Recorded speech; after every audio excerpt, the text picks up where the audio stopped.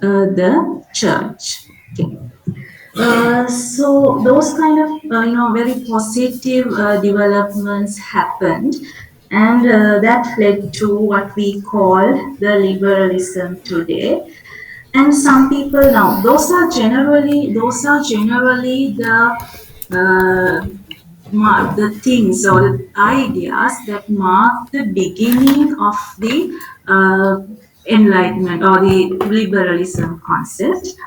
And also people now, there are some other roots like with the enlightenment. If I just quickly remind you some historical incidents that happened with the enlightenment, we can get a better idea about what liberalism is. Now, sometimes you may have heard of this concept called, or this, rather than the concept, the era called, the time period called the Renaissance. Now, Renaissance was an European intellectual movement. That is where you heard here about all these people called Michelangelo, Leonardo da Vinci, then Machiavelli, and all these people. Now, the arts is kind of a rebirth of the European period after a dark period sometimes. Like people, art and literature, all these things gets a new birth kind of. So that's where we heard about all these names, artwork, masterpieces, and all these things. So that is also kind of a very important movement that leads to the Enlightenment and the liberalism, and also the scientific revolutions. Now, I told you before, one of the ideology that came up was the knowledge, how to gain knowledge away from the divine sources by reason and senses, right? So that is coming along with the scientific revolution. So if you have heard of people called Francis Bacon, Galileo Galilei, Copernicus, Isaac Newton, all these people, they give their contribution in this era to scientific revolution. And also, you may have heard of Descartes if you have read the European history, who came up with this popular term called cogito ergo sum. I think, therefore I am, right?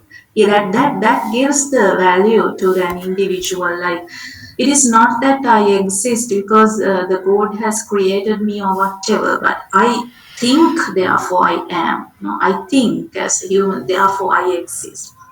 So all these ideologies that we come across in history, in the European history, are related to enlightenment, and these things ultimately gives the birth to this concept called liberalism.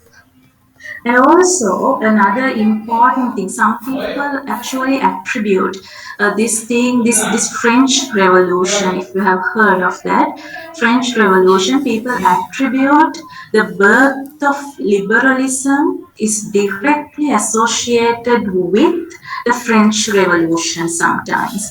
Now, French Revolution occurred in the 18th century, in around 1790s, 99, on that period. So French Revolution happened. And French Revolution, some people attribute that it as the triggering point for the birth of the liberalism concept. So to break the monotony and in order to give you a better idea of how people gain the requirement or how they sense the requirement for human freedom, I would like to share this short video on the French Revolution, which will give you a basic idea what happened in the history. So we'll watch this and see what the French Revolution and how it led to some liberal ideas in the history. What rights do people have, and where do they come from? Who gets to make decisions for others, and on what authority? And how can we organize society to meet people's needs? These questions challenged an entire nation during the upheaval of the French Revolution. By the end of the 18th century, Europe had undergone a profound intellectual and cultural shift known as the Enlightenment. Philosophers and artists promoted reason and human freedom over tradition and religion. The rise of a middle class and printed materials encouraged political awareness, and the American Revolution had turned a former English colony into an independent republic. Yet France, one of the largest and richest countries in Europe, was still governed by an ancient regime of three rigid social classes called estates. The monarch, King Louis XVI, based his authority on divine right and granted special privileges to the first and second estates, the Catholic clergy and the nobles. The third estate, middle-class merchants and craftsmen, as well as over 20 million peasants, had far less power, and they were the only ones who paid taxes, not just to the king, but to the other estates as well. In bad harvest years, taxation could leave peasants with almost nothing, while the king and nobles lived lavishly on their extracted wealth. But as France sank into debt due to its support of the American Revolution and its long-running war with England, change was needed. King Louis appointed Finance Minister Jacques Necker, who pushed for tax reforms and won public support by openly publishing the government's finances. But the king's advisors strongly opposed these initiatives. Desperate for a solution, the king called a meeting of the Estates General, an assembly of representatives from the three estates, for the first time in 175 years. Although the third estate represented 98% of the French population, its vote was equal to each of the other estates. And unsurprisingly, both of the upper classes favored keeping their privileges. Realizing they couldn't get fair representation, the third estate broke off, declared themselves the National Assembly, and pledged to draft a new constitution, with or without the other estates. King Louis ordered the first and second estates to meet with the National Assembly, but he also dismissed Necker, his popular finance minister. In response, thousands of outraged Parisians joined with sympathetic soldiers to storm the Bastille prison, a symbol of royal power and a large storehouse of weapons. The revolution had begun. As rebellion spread throughout the country, the feudal system was abolished. The Assembly's Declaration of the Rights of Man and Citizen proclaimed a radical idea for the time: that individual rights and freedoms were fundamental to human nature, and government existed only to protect them. Their privileges gone, many nobles fled abroad, begging foreign rulers to invade France and restore order. And while Louis remained as the figurehead of the constitutional monarchy, he feared for his future. In 1791, he tried to flee the country, but was caught. The attempted escape shattered people's faith in the king. The royal family was arrested, and the king charged with treason. After a trial, the once revered king was publicly beheaded, signaling the end of 1,000 years of monarchy and finalizing the September 21st declaration of the First French Republic, governed by the motto Liberté, Égalité, Fraternité. 9 months later, Queen Marie Antoinette, a foreigner long mocked as Madame Deficit for her extravagant reputation, was executed as well. But the revolution would not end there. Some leaders, not content with just changing the government, sought to completely transform French society. Its religion, its street names, even its calendar. As multiple factions formed, the extremist Jacobins, led by Maximilien Robespierre, launched a reign of terror to suppress the slightest dissent, executing over 20,000 people before the Jacobins' own downfall. Meanwhile, France found itself at war with neighboring monarchs seeking to strangle the revolution before it spread. Amidst the chaos, a general named Napoleon Bonaparte took charge, becoming emperor as he claimed to defend the revolution's democratic values. All in all, the revolution saw 3 constitutions and 5 governments within 10 years, followed by decades alternating between monarchy and revolt before the next republic formed in 1871. And while we celebrate the French Revolution's ideals, we still struggle with many of the same basic questions raised over 2 centuries ago.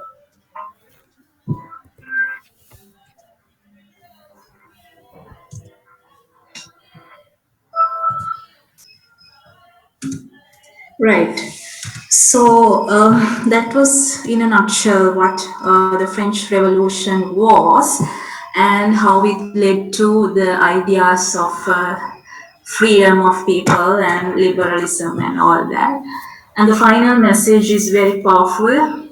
After 2 centuries, we are struggling with the same problem. So what I wanted to emphasize with that was, that happened in some time back in the history, but things are still happening in a never-ending manner. Right, the things are never-ending manner. The things are still happening, and we are experiencing these things over generations.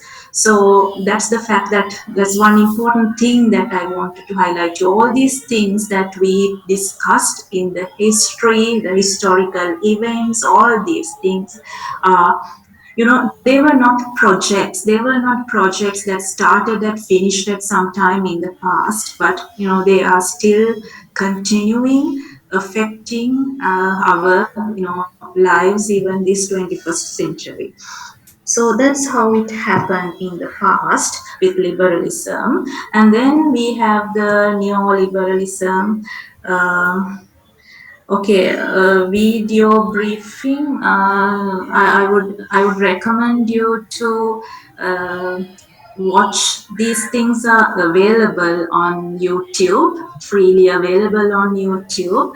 So I don't think I have time to elaborate the whole story, but in brief, what happened was, now in the monarchs, and you saw how the society was divided into layers, the top layer king and the other elite members of the society and the lowest members of the society like farmers and the other workers. So the taxes were charged from these lower level, people at the lower level of the hierarchy. So there is a certain limit that they tolerate this, and they rebelled. They went into a riot, and finally executed the king. And people demanded the democracy, and some constitutions, laws, and declarations were developed regarding human rights. Right. So the French Revolution is important in what we call the human rights today, even the voting rights. So it's not only men that were participated in this French Revolution. In French Revolution, even women fought for their own rights. So the voting powers and all these things. There were a lot of declarations that came out of this revolution, respecting the freedom and democracy of people. So you all can, read and watch about these things in detail in the history. So because of the time, I had to select one of the shortest videos available. So with that, that is that is the basic idea of what we call liberalism, the freedom, and in the history how it began, how it came into place, and how we are still suffering by in protecting these things. Then with that, well, there's another concept called liberalism and the neoliberalism. Now, liberalism has a long history, like what we saw before.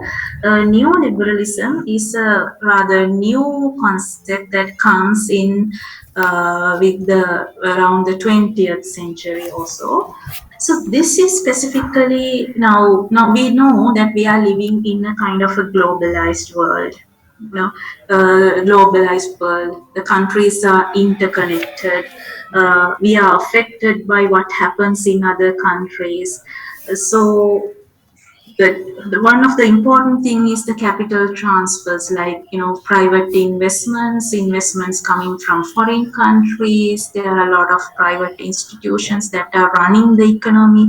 So all these things are kind of really explains this concept of neoliberalism. So It's about now liberalism is about generally about freedom of people, political freedom, democracy, and all these things. Now neoliberalism specifically with concerned about the economic aspects like the privatization of the institutions of free trade, you know, how free trade is happening, how the states are cutting down the regulations, you know, economic regulations to promote the private enterprises, private investments, so the global investments. So all these things are explained within this concept of neoliberalism. And sometimes this is also called the global market liberalism or capitalism sometimes. So all these things are interconnected. So liberalism is an old concept coming from the very early histories. However, neoliberalism is coming around in the 20th century. You know, with the open economies, globalization, we see private enterprises. How much in a country's economy, how much what is an important role the private enterprise or private capital is playing. So all these things are explained in neoliberalism concept. And so that is the concern, right? In the free trade, privatization, cutting down of economic regulations, and all these things, how it is impacting the societies, and what is the relationship of the state with these globalization concepts. And so sometimes it's interchangeably used as capitalism. So to give you a basic idea about now, I found this very interesting when I saw this. The capitalism is the virus. You know, we can you know, I'm not kind of, you know, giving you conclusive ideas in this lesson. I'm just giving you um, a kind of a background information, kind of guidance. So I'm not giving you any conclusive ideas here. It's your to evaluate, you know. My role here is just to introduce you the things, you know, just to discuss what we observe in today's world with you. So it's your to decide and read and, you know, come up with your, because we all are individuals, we all have a different ideology. So this was something that I found very interesting. This sentence or this statement, capitalism is the virus, and I see a pun there, you know, pun pun, a kind of double meaning there, two meanings. So ironically, capitalism is the virus. So this is coming with the pandemic. Now, we know the pandemic, the COVID-19 virus is there. Now, people say that this is written with that intention that capitalism is the virus. So, the pun here is the PUN pun here is that metaphorically, so how we can interpret this statement, it can be called the virus. Now capitalism is the virus. The virus, it can be, we can take this statement as a metaphorical virus, like for example, now capitalism is there, virus is the metaphor of capitalism, so we can take it in that meaning as well. Capitalism is a virus, so it is making the lives of people miserable, the labor processes and all these whole big stories. So metaphorically, this is a virus. The other meaning is that capitalism, other meaning that some people argue is that capitalism is the real is the one which caused this real material virus that we are experiencing today, the pandemic, right? So two meanings, I hope you all have got that. Metaphorically, we compare capitalism to a virus, that is one meaning, or the other meaning is that capitalism is the thing that materialized this real objective virus that we are experiencing today. So how? You know, the basic, no, there are a lot of conspiracy theories when it comes to the pandemic. We don't know. there are a lot of conspiracy theories which argue how it started, but the common understanding is that it started with bats. So how were the bats infected? And bats was an animal that's living at night in in kind of forest areas in China. So how these bats got infected? So even the bats got infected. How the humans got infected out of that? So the argument built was that the economic developments that led to the deforestation, logging, and all these things has devastated impact on environment. The environment has changed a lot because of the capitalist enterprises, no? Because of the economic development that the people are undertaking very in a very fast and very kind of unbearable manner to the environment. So they argue that the environment is stressed. Like people, the environment can also get stressed. So these bats are stressed. Now, when they are stressed, I hope you understand what I mean by stressed, because they are not living in their normal environment. The nature does not have its comfortable environment anymore. So they are easily catching the viruses and things like that. And because of this natural imbalance, people are highly subjective to this kind of natural disaster. So that's the argument that people built to connect this capitalism to the virus. Capitalism, the going beyond the metaphorical meaning of virus, capitalism, how it brings or how it materializes this real virus that we are experiencing today. So that is, something to think about, right? Then with that, we see what is available for us to next. Neoliberalism. All these concepts, they are like in a kind of network. They are networked together. We cannot isolate these things. Neoliberalism, states, and markets, these are all linked together. They do not exist in isolation. Now, there are two examples that I have taken here. This is one example, and this is another example that we can use to explain how these concepts, like neoliberalism, is about the private enterprises and all that, and so market is an integral part of that, and how these states and these markets in this neoliberalism, how they are interconnected. Or sometimes we can argue that they are not separate, state and market are not separate entities, they are one and the same one, maybe, I don't know. Sometimes we also experience that here. So this first example is from the G8 summit that happened that took place in 2001 in Italy, in Genoa, right? In Italy city of Genoa, G8 summit that happened in 2001. Now, those days, now G8 was there until 2014 or so. Now, during those times, G8 was a kind of group, kind of group of countries that meet each year, all the superpowers of the world, including France, Germany, China, sorry, not China, France, Germany, Italy, UK, Russia, US, all these countries in European, Western countries, superpowers of the world who are defining the globalization of the world, they meet to, take some policy decisions and all that. Now, when we say these names like Canada, France, Germany, UK, US, lately Russia, and all these things, now that is, that has a connection with what we call the globalization. Those are the global superpowers.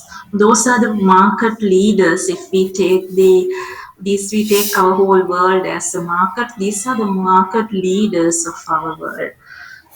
Now, these people are the anti-market forces, anti-market protesters. So they oppose this G8, G8 combination of this group, their policy making, their meetings. These were protested in Italy. So this was a massive incident in 2001 when these people were protesting. You know, when there is a protest like this, how the state interacts. I mean, when I say how the state interacts, I mean the police, how the police interacts. So police is part of state and state power is executed through the police. So Italy in 2001, there was a huge police brutality, assaulting these people and killing some people and all that. There was a massive chaos there. So that was taken as one a very fine example to show. Now, see, so many incidents are interconnected with this: the G8 summit, the global superpowers, the people, anti-market protesters. These forces protesting against this, globalization and all these things, the harms that it may do to their societies or the environments, and how through police forces, how the state is exercising this control. So here the question is, whom the state is protecting here, right?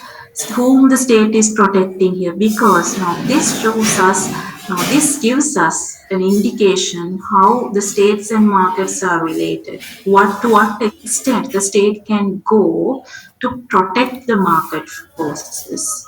The G8 summit is all about the global superpowers. It's all about the market globalization. So in that way, this incident we can interpret it to show as an example, to show this interrelatedness between the state, market, and the economic freedom and all these things. So that is one example.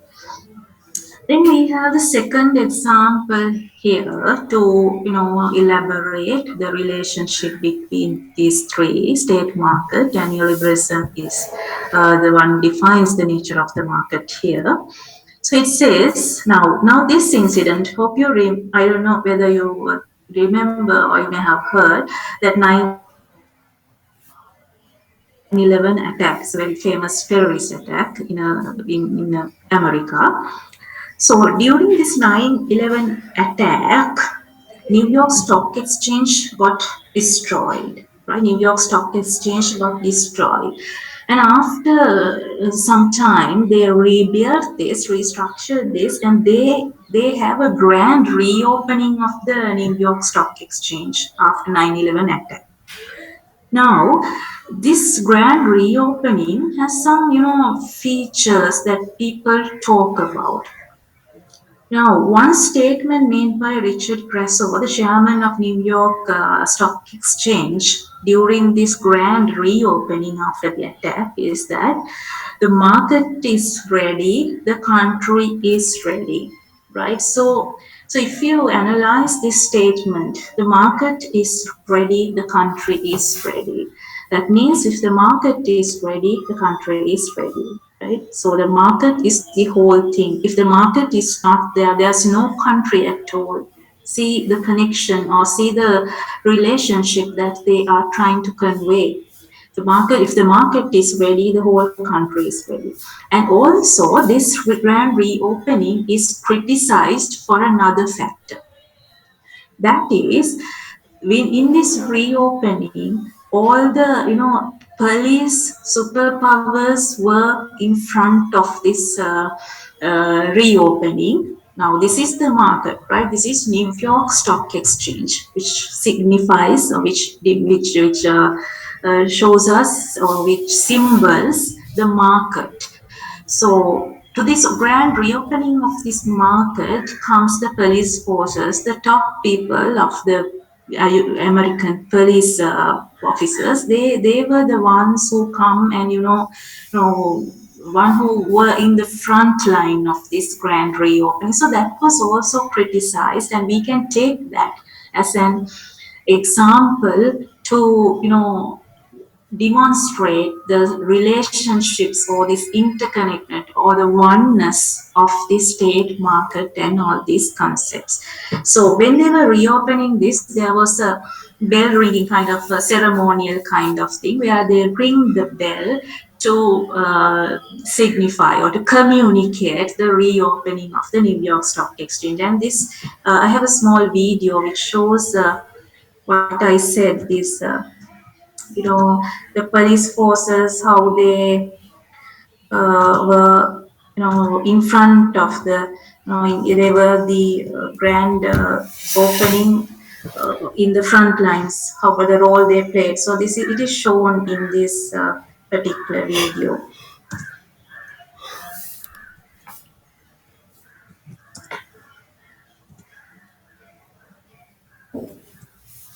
Let me share it with you.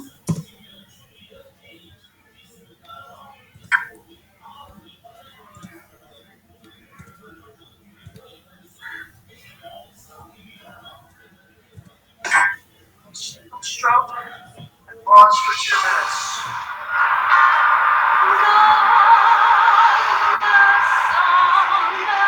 Now open the marketplace. And show the strength of the American economy. Show unity of the NASDAQ markets.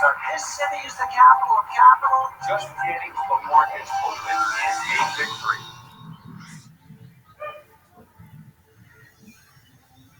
So that was about it, Um, so once there was a statement as well, right? It's really hard to put a word on in the book.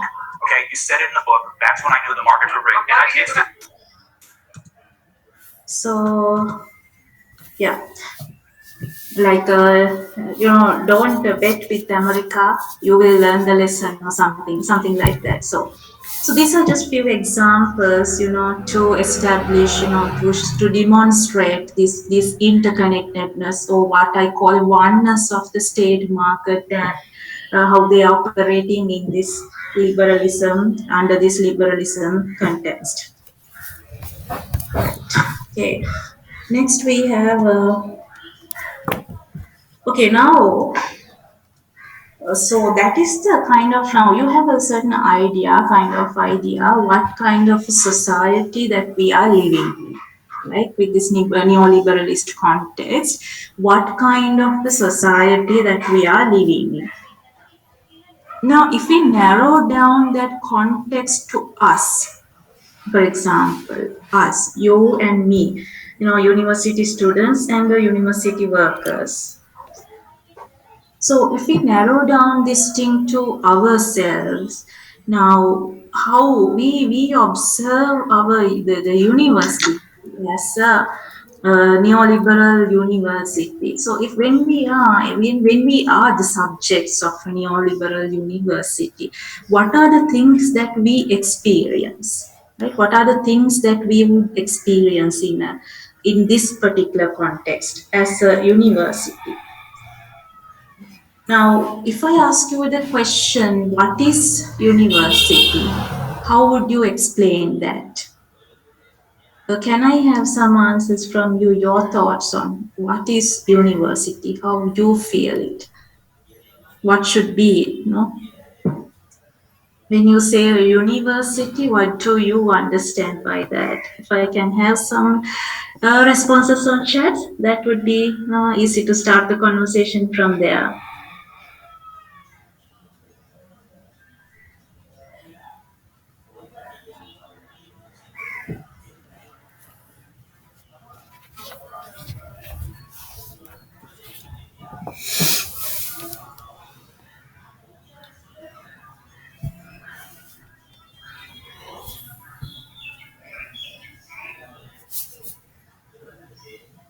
No idea?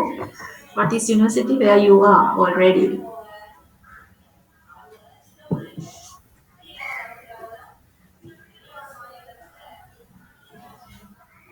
Okay, nice. A place where universal place which is comprised with universal knowledge, where knowledge is created, disseminated, and the skills are developed. Okay. Place with universal knowledge is being created, a high level education institution in which students study for degrees, where knowledge is created and disseminated and skills developed, a place which is comprised with universal knowledge.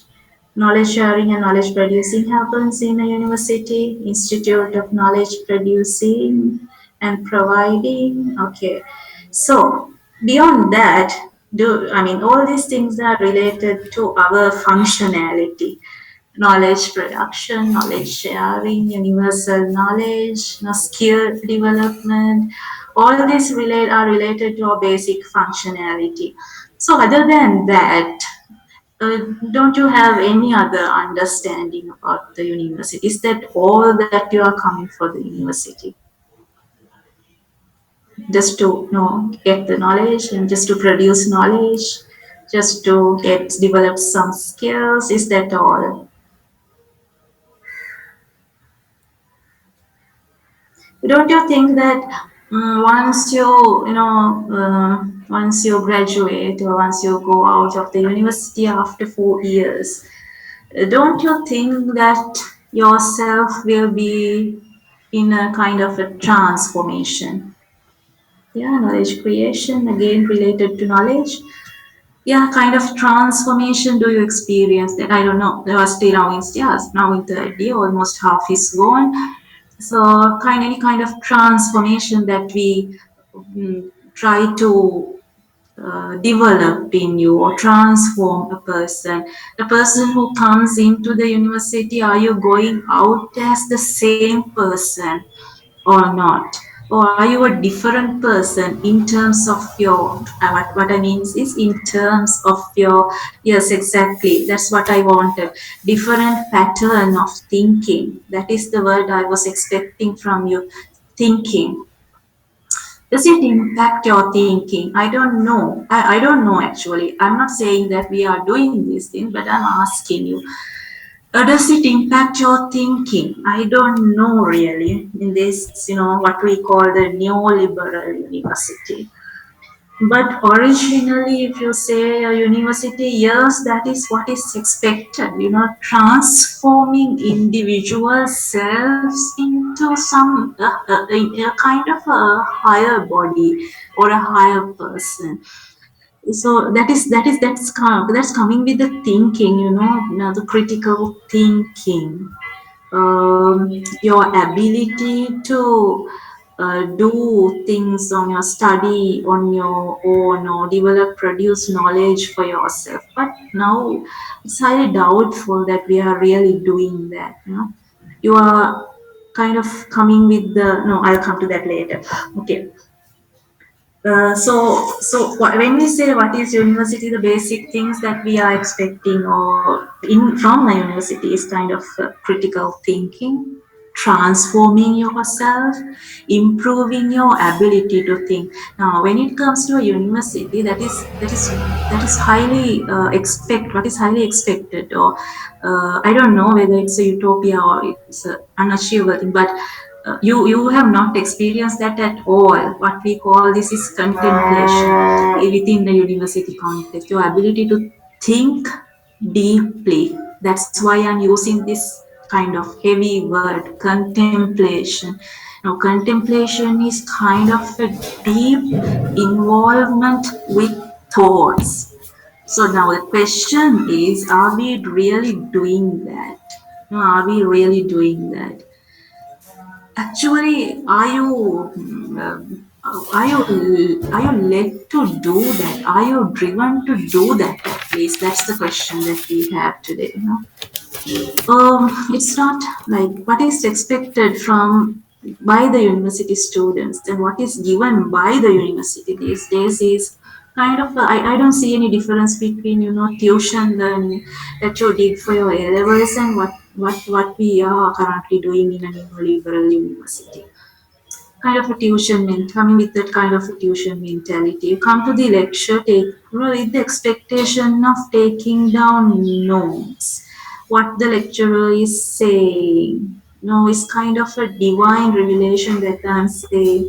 You wanted to pick up every single word and thing that I'm saying, note them down and study for an exam or whatever. No, that is not thinking, that is not contemplation. So what we should really do is to, uh, you know, how should I say? What we should really do is to push you into darkness. That's what we should really be doing. Ideally, that's what we should be doing, pushing you into the darkness. So we push you into the darkness, and you should know, you should be able to find the pathway. So that kind of a thing. But really, I don't know whether when I'm saying these things, you may be thinking that I'm talking nonsense. So that's how we are trained to do. No, you have not really experienced that. Okay. Anyway, so, however, now these things are the expectations. දැන් අපේ university ඇන්තම් එකම තියෙනවනේ. ඇන්තම් එකේ අපි කියනවා මොනවාද අයුක්තියේදී විවාදශීලී, අසත්‍යයේදී විචාරශීලී, විහත් සභාමත සමාජශීලී. So now we have to think about whether we are doing these things. Now we are chanting this as a mantra at every function and at every occasion. So mantra, we respect that. When we are singing that, we stand and we bow and respect. But the problem is in our practice is it's really there. That's the thing. So anyway, so that is what is expected of a university. But in this context that we are living in this neoliberal turn, what are we really doing? This is what we are really doing in this context. So I don't know. I cannot pinpoint, anybody who this is the person who is responsible for this. This is no, you are the culprit. No, I cannot say like that. But this is how things are happening. This is how we are pushed to do things. So, for example, now we are highly performance focused. We need performance now. Now the university, that was the ideal university that I was talking about. What is with that question of what is university? That was the ideal university that we should be in. That's what the undergraduates are, undergraduate should be. Now, that's why that word undergraduate itself is there. Now, when we talk about a school, we talk about students, right? We talk about students, but here in the university, the preferred word is the undergraduates. So that's why we are using that word. Undergraduates are quite different from the students.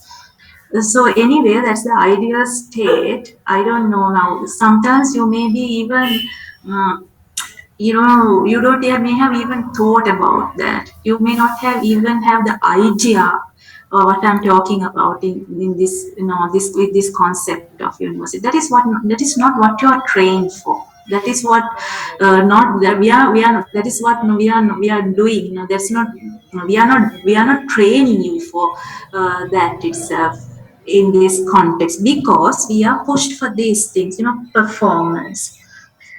Excellence, very popular word here. Excellence. So we are going for rankings. That why are we so much performance now? Even when we take research output of the university, there are research awards are given, performance is recognized in terms of research and everything. So then that impacts our rankings. Rankings are important. Why? Excellence is important. Why? Because we are in a marketplace, right? We are exist even though we are a university, irrespective of whether it is a public organization or not. It is we are existing in a marketplace now. So, performance is important, rankings are important, and excellence, a highly misused word of excellence, is important for us. Then the other thing is we are in a speeding process, right? We are in a highly speeding process. So, in this speeding process, we don't have time to think. We don't have time to think. Forget about the contemplation I was talking before. So we are not in that environment. We are in the market, that market doesn't have time for that. So we have to speed up things. So thinking, learning, working, now we all are thinking and learning, so you have to do it in a very speedy manner. We are working, we are teaching, we are doing research, we have to do it in a highly speedy manner, because we are blocked by the semester. You have to complete this by this date. You have to put the exams and these days. Otherwise, you can't find a job or whatever. So all this speeding, we are in a speeding process. We can't avoid that. Then also we are surviving in amid a privatization agenda, right? That is unavoidable. That is coming from the market forces, economic policies, the political policies, and all that. So, the state universities like us, we have to survive in this privatization agenda. So, in that also, we have to sometimes go beyond the ideal concept of a university. Then the knowledge that we are giving is highly commercialized. Now, what I mean by commercialized here is that what we are expecting is, now we never think about something beyond marketable undergraduates. What we are supposed to, what we are pushed to produce now are marketable undergraduates. Yes, that is important because nobody can live without a job. You need to find a job after your graduation and so on, because we have to keep your head straight in this world that we are living in today. But the problem is, um, how much you have developed as a self. How much have you developed as a person after following this degree program? That is the question.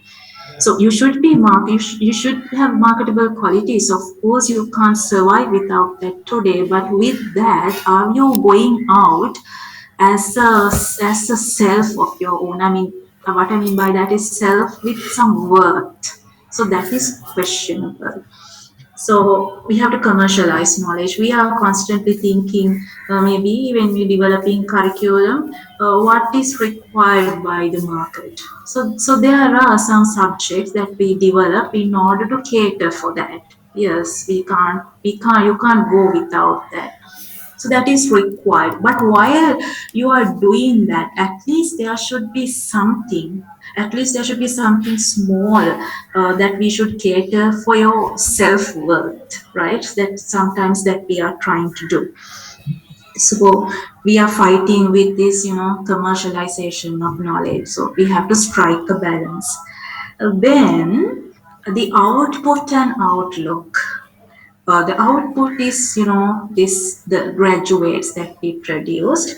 So as I said earlier, we have to think about producing marketable graduates. Then the outlook is also changing. They are highly market oriented outlooks that we are adopting. So that's why I took these particular two pictures. Now, when I look at this picture, I get a kind of a feeling of very freeness. Uh, this space is very open. That gives you a very kind of a relaxing idea, relaxing mentality that gives. People are in a very relaxed mood. They are sitting in a very relaxed way, having a discussion. So that kind of environment, that is the outlook. That is one outlook that we find in a university. And this is where we are going for, what we are today talking about is state of art technology, state of art buildings and these things. I don't know. I haven't seen the university for 5 years. I didn't come yet after I came to Sri Lanka. I haven't seen the university back. I don't know how it has changed. Our university has changed. I don't know. But anyway, generally, so we are going for outlooks. Yeah, we need buildings. We are putting up buildings and all this state of art equipments, facilities, and all that. And Anrudhika may know, but I don't know now whether do we have soft chairs to sit when I come back to the university. I don't know, Anrudhika, you may know because I have not experienced that since the last 5 years. So are we still sitting on that wooden chair, or now do we have the comfortable chairs when we come back? So we are focused on these things also. Now I'm not totally, saying that we should eliminate these things, but we should, prioritize what are the requirements of a university. So output and outlook, all these things are, market oriented now. And also changing research focus. Now, I don't think that we are free to do our research in university, but I haven't felt this very badly in our context. Although sometimes the general tendency in the world is that sometimes the research, the marketable research, gets more funding than the social science researchers. So that is a world trend, but I don't think that we have experienced it in here. We are free to do, and funds are available to do social science research as well. But that is a kind of a trend that we observe: marketable research with productive outputs for the organizations and all that. Those kind of things are given more research funds and revenue, while arts, humanities, social aspects have become becoming a bit marginalized here. Now, even though we discuss these things in general, and even I have mentioned here the Sri Lankan context, I think we discussed it in the Sri Lankan context itself. So we have experienced most of these things in Sri Lankan context as well. So yeah, so one thing that I need to emphasize is that what is our output? What kind of output are we going to produce? Yeah, it should be marketable, but coupled with that, hand in hand with that, we need to focus on how self worth, person with some self worth is being produced. That is important, rather than what I mean by that is people who know themselves, somebody who knows themselves, somebody who knows their responsibility for the wider society, and someone who can think on their own, a person who can think on their own, and a person who is in his or her thinking, someone who is not taking profit or the gain at the center always. So that kind of a person. So there was a nice word that I came across when I was reading something. It's a servant graduate. The graduates we are producing in this neoliberal university are the servant graduates. They are servants of somebody else. Uh, you have to serve somebody to earn your living, but you have to go beyond that. You should need to have yourself protected, rather than being a sole servant graduate. That's the important thing. And all these things that I mentioned here are worsened by the pandemic that we are experiencing now. Now you see, we don't even meet each other. No, we don't even meet each other. When we say a university, I don't know, you're in third year. So the pandemic was there for 2 years now. So I guess that you have experienced or you have enjoyed your university life only for 1 year. So that means you're missing a lot. So the pandemic has worsened things. Now it was not like this. If we had the physical classrooms, I see you, we talk to you. We talk in the corridors. If when I meet you in the corridor, we talk for some times. But all these chances are, taken away from us now. One thing that we enjoyed in the university was going for tea with our colleagues, and that there we talk lot of things. We meet people. Corridors, lot of discussions are going on. It's happy to see students coming and talking to us. So all these things, that university life we are missing because of the pandemic. So all these things that we have discussed here, we are going to we have missed them very badly and worsened by the pandemic. Right.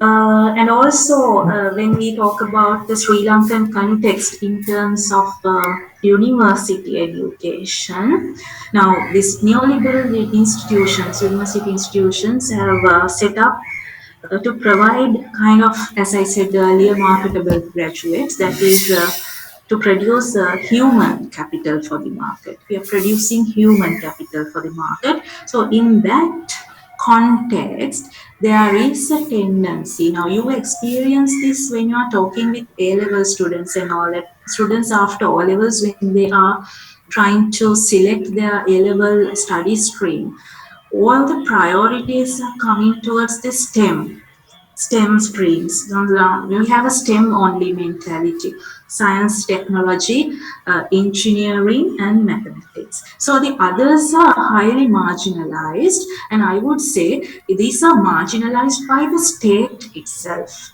Other subjects, other streams of education are marginalized by the state itself sometimes. Now we saw some examples some time back that the state directly itself marginalizes the social science studies. Some incidents were there. Is the things like studies like political science, or those are social sciences. So when that is marginalized by the state itself, that is problematic, right? So we are moving forward. So what happens to people if people don't know political sciences, if people don't know social sciences? Can there be a complete human being? That's the problem. So are they only robots that we are making?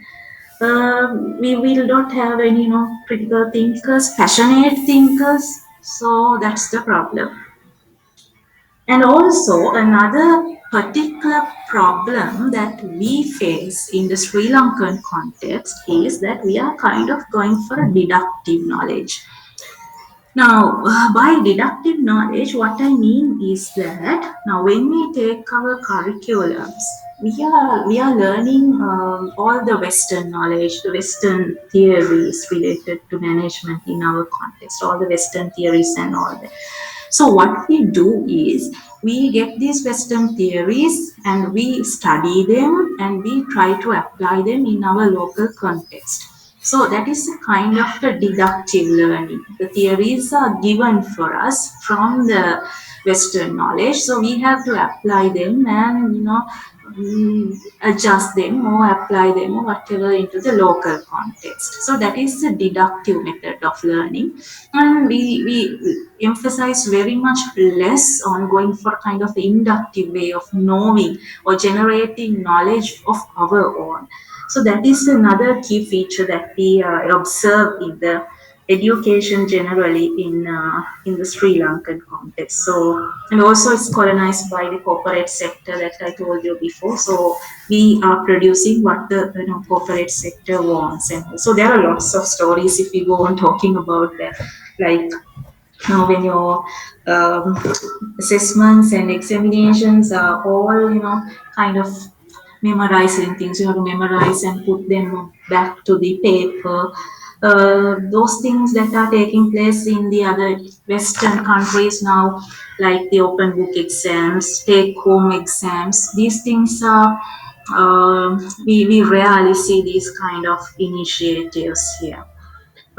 So yeah, the quality assurance programs that we have, now when we are teaching a subject now from our side, when we teach subjects, it takes more than we have to think about the content that we are delivering to the students. We have to think about just in the templates given, the standards given, the course outline. If you take course outline, for example, you have to fill the templates, lot of templates, because now quality assurance, we have to comply with the quality. Why have to do all these standardized things to show off their quality? Because of the market. We are in the market. In that market, we have to show off ourselves that we are doing better. So all these templates take more time of mine than is concentrating myself on what am I going to talk with my students, kind of thing. So a lot of those standardization, those things are there. So I hope we have discussed enough about that, and We'll move on to the other one, what is next available. So again, state, market, and society, some kind of developments that we observe in the throughout the history. What we have observed in the state now, state, market, and society. These things are a triad. They are in a triangle. They are in like three corners of a triangle. They have relationship with each other. They are impacting each other. State, market, and the society.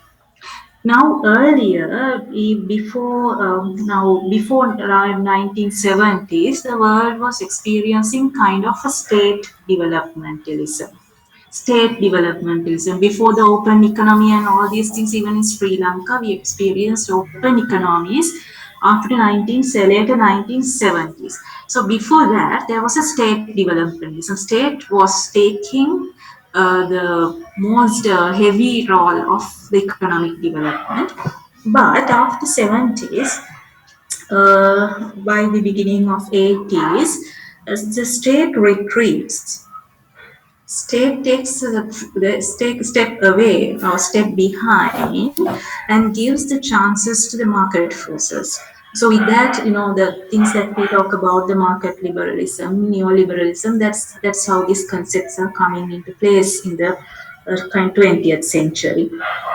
So with that, with the retreat of the state, the market liberalism comes into place. So economic reforms are taking around the world, including Sri Lanka, with policies reflecting the growth of the market ideology. So market ideologies were promoted, for example, in Sri Lanka after 1977.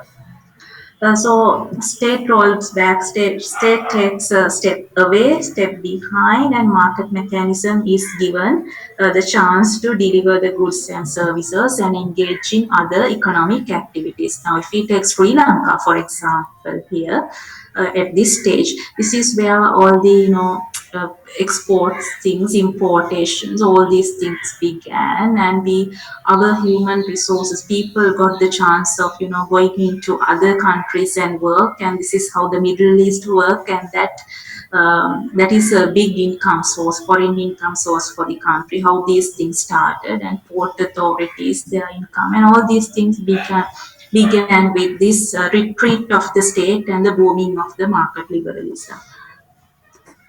So now, however, the problem here is that now it is good, right? The foreign income is coming, the markets are open, people experience more goods and services coming from around the globe. But the problem is when this market liberalism goes on to undervalue the non-marketable dimensions are undervalued, like human worth. Like I said in the university, the human worth has a highly devalued place now because it is not marketable. It doesn't have a price, for example.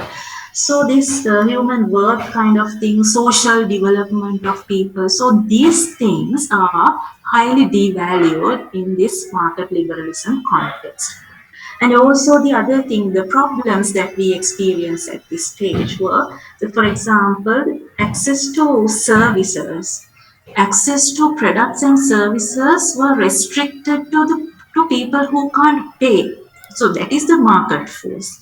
We are operating under market force. So people who cannot pay are marginalized. They cannot buy what they want, the goods and services. So they were kept away from the market, and that leads to inequalities, that contributes to inequalities in societies. And even the basic things like the education that we talked about earlier and health services, so they were also coming into this market forces. So that was the bad side of it.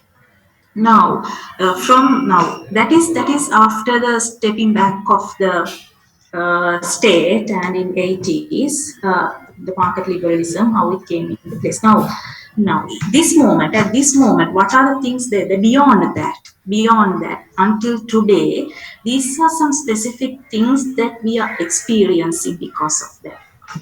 Like, for example, the changing priorities. Now, Sometimes we talk about the resolving inequalities was an old story that was there since then, but now we have to think about the environment. You know, global climate changes, global warming, all these things are now coming as consequences of these things. So we have to, you know, sometimes prioritize these things.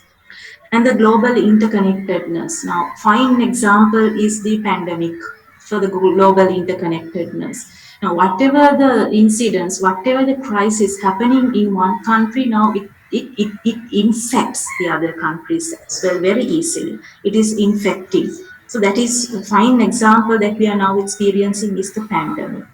Then the change in the political economic environment today is changing. Now, earlier we were talking about the global south and the global north.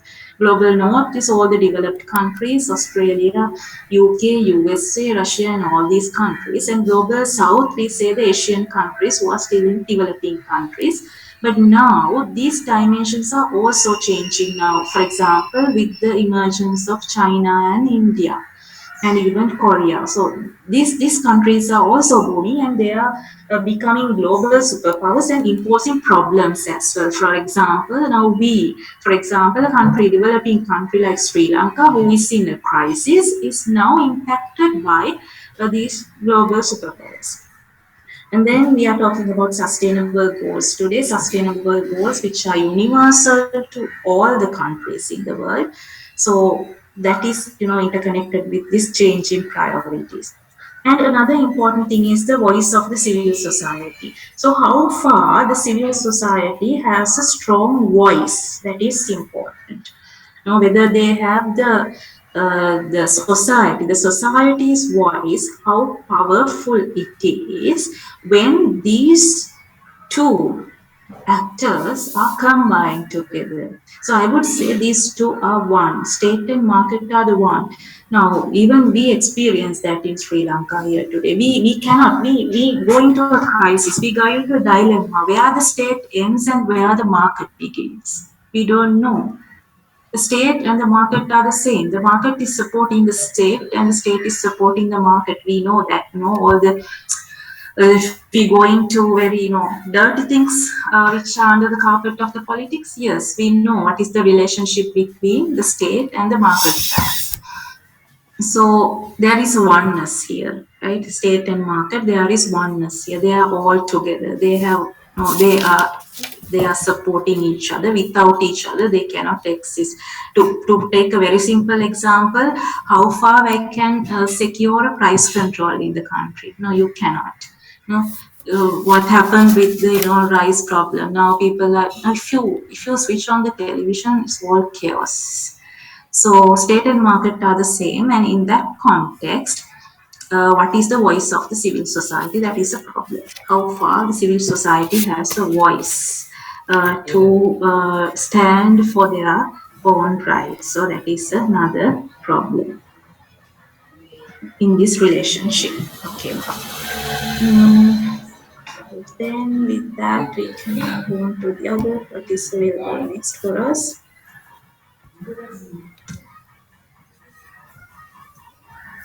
Right now, this lady is really important when we are talking about the state, market, and society.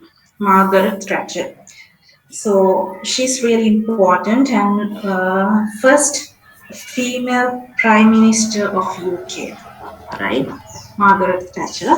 So she now it's there's a really interesting statement said by her. There's no such thing as society, right? There is no such thing as society. What do you mean by that? Now, what she says is that, you know, the first female prime minister of UK, Margaret Thatcher, nicknamed as the Iron Lady, who ruled uh, until late around 1990s or so. Mhm. Now, what she was highlighting was that the importance of the individual in the society. The individual has their own responsibility. The state is not the caretaker anymore. right? State is not the caretaker of the individual anymore. Uh, the individuals have to take their own responsibility. Now, if I have a problem, if I have a problem, say for example, I am homeless. So, whose problem is that? It's not the state problem. State doesn't have a responsibility to provide me home. If I am homeless, that is my problem. If I am jobless, that is my problem. Now, this is a common example in Sri Lanka, right? Joblessness. So if I don't have a job, that is I cannot ask for a job from the government. Government is not a caretaker. The government is not the guardian angel. So you have to take care of yourself. So individual is there. So there is nothing called society. Individuals, there are only individuals and their families. So they have to take care of that. There's nothing called society. So she's the one who changed the British economic or British society into by privatizing. There was a social revolution kind of thing, privatizing the nationally owned enterprises. Welfare state was drastically reduced during her time period during her power. So, that idea of kind of neoliberalism ideas that she was promoting. So, just to break the monotony, I would like to share with you one, uh, you know, video regarding her, one of the interviews where she talks about these things.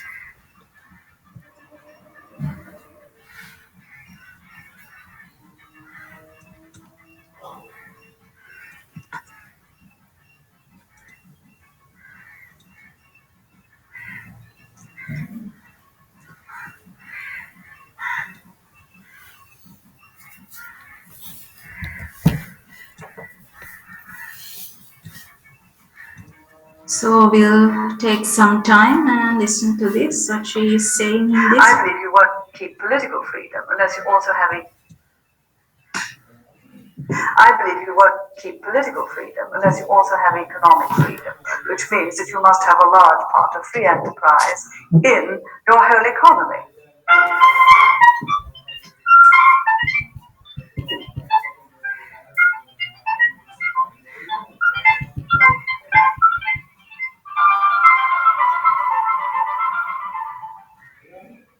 There are two ways in which any government can proceed. One is a way based on what you and I would call a free society, which is enshrined right at the heart of the American Constitution.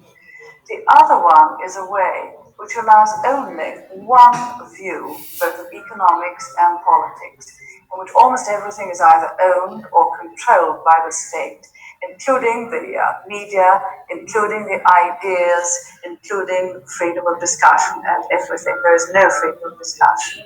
Now, between those two ways, the free society and the totally controlled society, there are, of course, variations. I think what we've learned in Britain is that we've gradually, over the last certainly 12 or 13 years, with perhaps a little interruption, gone slowly further and further away from the free society towards something else. At the same time, we found, I don't find it strange, but some other people do, that we have stopped creating wealth. We've had a large number of increasing restrictions, and you've been finding two things. First, that we are more and more concentrating on redistributing the wealth we've got rather than creating any more. To create more, you need a slightly freer society and you need an incentive society. Naturally, when I see that happening, I look with very great alarm at societies which have gone even further left. That is, they've tried to redistribute even more and haven't had the incentives for people working hard on their own account, doing well for their families, and often then being able to create jobs for others. They've produced a much more prosperous society than we have. But by and large, you've got the two broad, different economic and political approaches.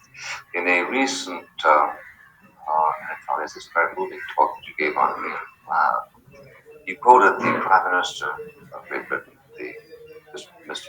Callahan, who said in 1960, I have not the slightest doubt that the economic measures and the socialist measures, which one will find in the countries of Eastern Europe, will become increasingly powerful against the uncoordinated plan of the society in which the West is living at present. Now, we assume that since 1960, Mr. Callahan has learned something, right? It would be impossible not to, I trust. Oh, no, I know lots of people haven't learned anything since. I hope they've never come on your program. Well, I wish some of them would. I don't think Mr. President has learned great this 1960. Because then you see they have no free play of ideas in that society. That's one of the points that I started with. Well, no, Unless you President have is freedom. He has a secret library in which he reads the Reader's Digest. Yes, indeed. But unless you have freedom of discussion over a whole society, you will soon cease to have any new ideas. Don't you find that new ideas develop when you can talk about them with other people? If you can't discuss them freely because there is a correct view, you soon cease to have new ideas. Now, the interesting thing I think in the Soviet Union is that a good deal of the different views come from people who have to be trained to think in the scientific sphere. Because Russia would never have had some of her achievements. After all, she did get up the first Sputnik, unless she trained people to think in the scientific sphere. Now, you can't train them to think in maths and science without having the power for thought and thinking new ideas spilling over. And it's interesting to me, you see, that a lot of your people who've been thinking new political thoughts unwelcome to the regime have often been those who come from the scientific sphere. And I think in many ways American politics have been, well, they are very different because you have two parties based on a free society or free enterprise society and economic freedom. You have one party based on that, one main party, and another one based on socialism. But you see, for years now in British politics, this word, you must use it, consensus, has reared its head. You must have a consensus. It's a word, again, you used not to use when I first came in politics. We had convictions. And we tried to persuade people that our convictions were the right ones. And it's no good having convictions unless you have the will to translate those convictions into action. But politics was more, if you had convictions, than a matter of multiple maneuverings to get through the problems of the day. I often think when you're going for consensus, so often it means that those who believe, as I believe, tend to give it to the left wing and who steadily move further and further left. Now, I'm in politics because of conviction. But I know that the last election, the previous election, was fought in Britain on what I think is one of the most damning sentiments ever uttered. And it was by the predecessor to Mr. Callahan, Harold Wilson. What the British people wanted, he said, was a bit of peace and quiet, anything for a quiet life. Now, you know and I know that this is the great drag on democracy. People will say, does my voice count? Can I do anything? And therefore they leave it to a tiny, well-organized minority. Now you ask, have people learned? Yes, they are learning that if you do leave it to that tiny, well-organized minority, unpleasant things happen, and you then recoil from that. In part, you expect your politicians to do something about it. The question is whether the people themselves will back up the politicians. What is it that ultimately transforms experience into guidance?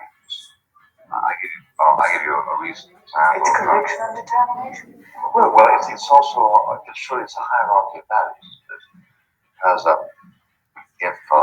if by experience you find that you lose a certain amount of liberty in return for a precarious security, yes, you decide what matters you don't mind, then you don't. Yeah, you call it a hierarchy of values. I say what matters to you.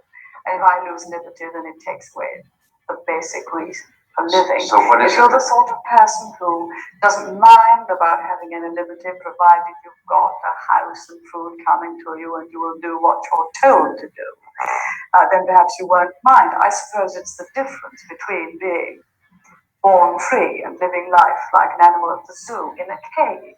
Yeah. All right. Some animals do live lives in cages. But I mean, for me, freedom is part of life. It's also, well, I only use that as an example to show the difference between you can have total security without any freedom. Sure. But I was to some people, that would be attractive, not to me at all. I was about to give you an example of something recently written by an eminent professor of economics called George Stigler, University of Chicago. He said, there are a few things that economists know with the force of certainty. There are a huge number of things about which we are very vain, that we don't know at all. But certainly we do know. And one of them, for instance, is that minimum wages will not raise the level of income.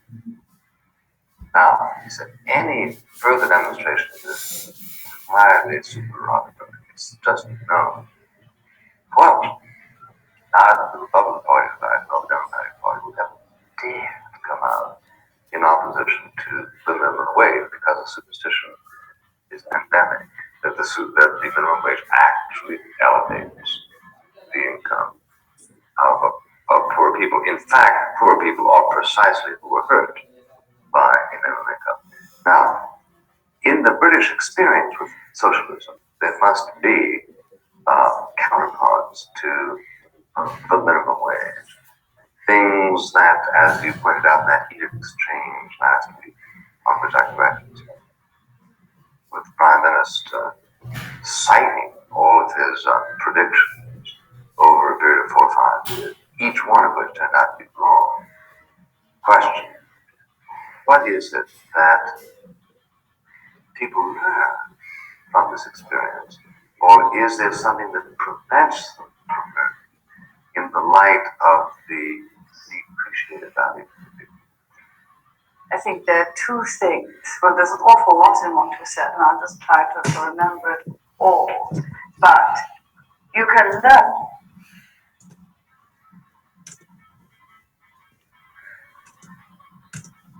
Right, so I will stop the video there. Now, what basically she was talking about was she was justifying, right? She was justifying the value and the requirement of a free society and the economic freedom, why it is required. And also, she was appreciating people who are producing wealth, rather than what she's promoting is rather than redistributing the wealth equally, what is more important is producing more and more wealth. And see the example that she took of an animal in the cage in a zoo. So what she says is, she doesn't like an individual to be like an animal in the cage in the zoo. Now, the animal in the cage in the zoo is well taken care of, given food, medicines, everything, but living in a kind of a cage. So that's how she compares a liberal society or a neoliberal society to a state welfare society. So those are the kind of things, the ideas that she highlights and she justifies why it is important.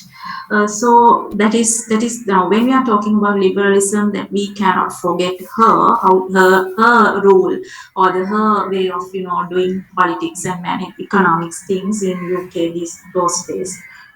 Right, so I stopped the video halfway through because it's too long. I will send these things like and the links with Anuruddhika, so she will share these things with you. Surely you can have a good look into these things. So with that, we'll go to the next one. Right. Now, these two concepts are important to introduce them to you: the modernism and postmodernism. So these were also linked to what we discussed earlier: liberalism and the enlightenment that we said, which gave kind of birth to the liberal ideas.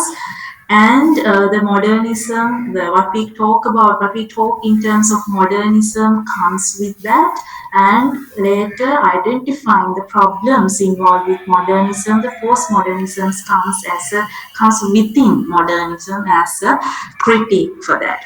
So when we are talking about modernism and postmodernism now, liberalism, we said it's about freedom of people, political freedom, religious freedom, and all these things. And neoliberalism, we discussed as the economic freedom, privatization, the free enterprises, and all these things. Now, this modernism and postmodernism, they are also like these are kind of eras that we are talking about that begins with enlightenment, and it's not limited to economic or political aspects, but going beyond that in every aspect of society, we can see how in impact of modernism and the postmodernism, like in arts, architecture, literature, music, philosophy, and even when it comes to research methodology, sometimes the knowledge production.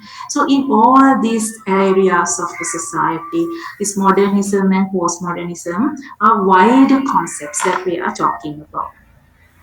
Right. Now, if I tell you what modernism is, now I have taken this explanation, and with that, I will highlight what we mean by modernism. Now, excuse me for 1 second. My son is in class, and his teacher's voice is a bit high. I think it is disturbing us.